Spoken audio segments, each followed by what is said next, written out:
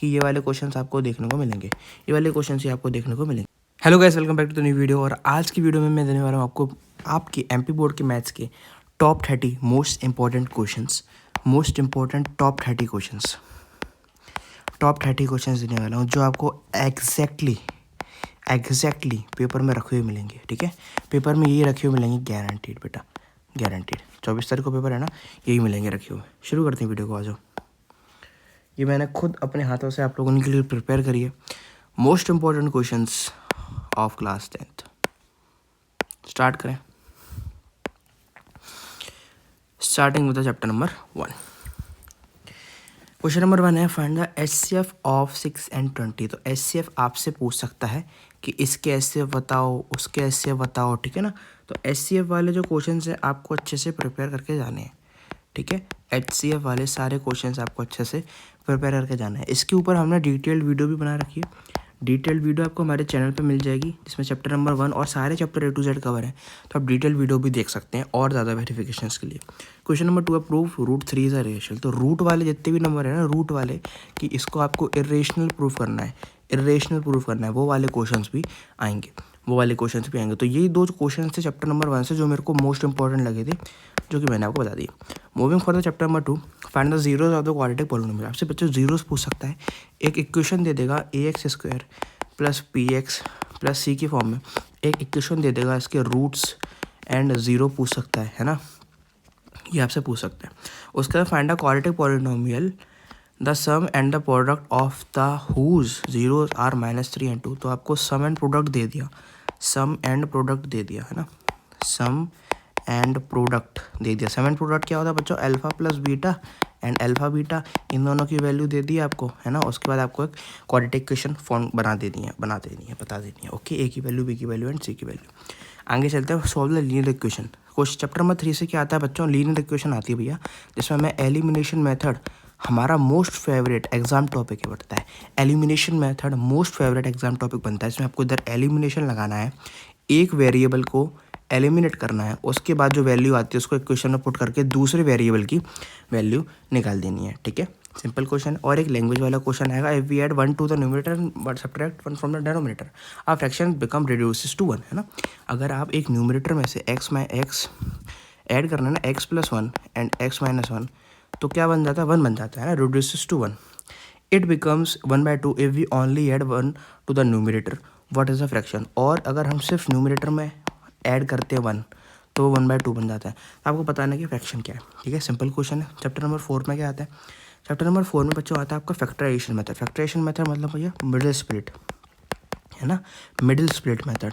ये आपको पढ़ा होगा कि इस टर्म को मैं कैसा तोड़ूं कि मल्टीप्लाई करके मेरा ये आए AC, और प्लस माइनस करके ये आए, ये क्या है 1 है ना, प्लस माइनस करके 1 आए और मल्टीप्लाई करके 6 या 12 आए। ठीक है, सीखा होगा आप लोगों ने। उसके बाद एक लैंग्वेज वाला क्वेश्चन चैप्टर नंबर 4 में से आता है बच्चों। आप में इसमें चॉइस मिलती है, या तो आप लैंग्वेज वाला क्वेश्चन कर लो और में आएगा, या फिर आप इक्वेशन वाला क्वेश्चन कर लो जो कि एलिमिनेशन मेथड से सॉल्व हो जाएगा। ठीक है, एलिमिनेशन है सब्स्टिट्यूशन, जो आपको पसंद हो वो लगा सकते हैं। चैप्टर नंबर 7 पे आते हैं, find the values of the Y for base distance between the. ठीक है, क्या है डिस्टेंस बिटवीन 2 पॉइंट्स। भैया डिस्टेंस बिटवीन 2 पॉइंट्स हमें याद रखना है, distance between 2 points.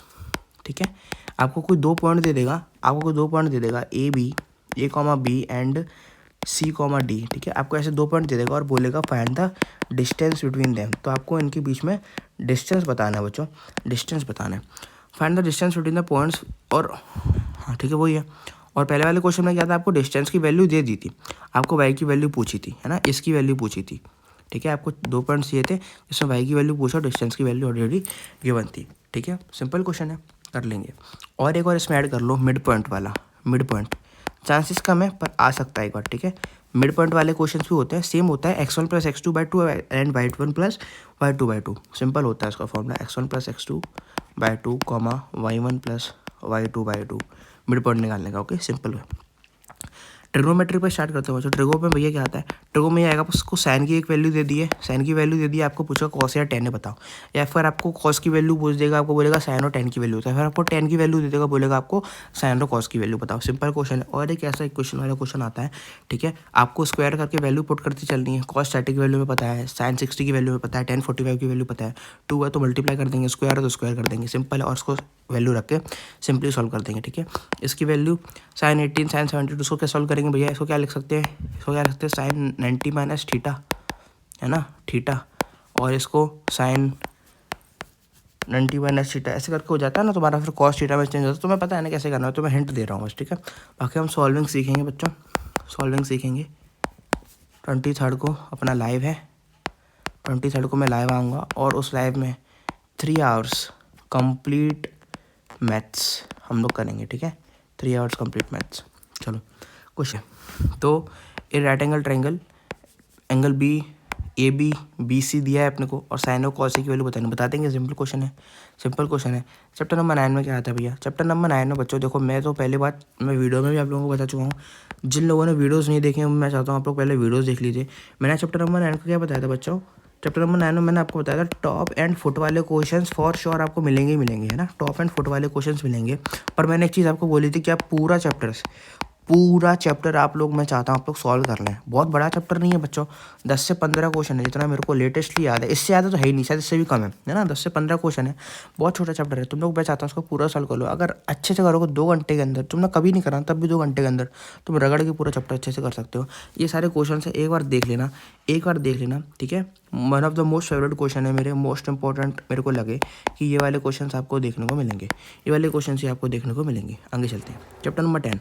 Chapter number 10 में क्या है भैया, चैप्टर नंबर 10 अपना सर्कल है बच्चों, है ना, सर्कल चैप्टर है।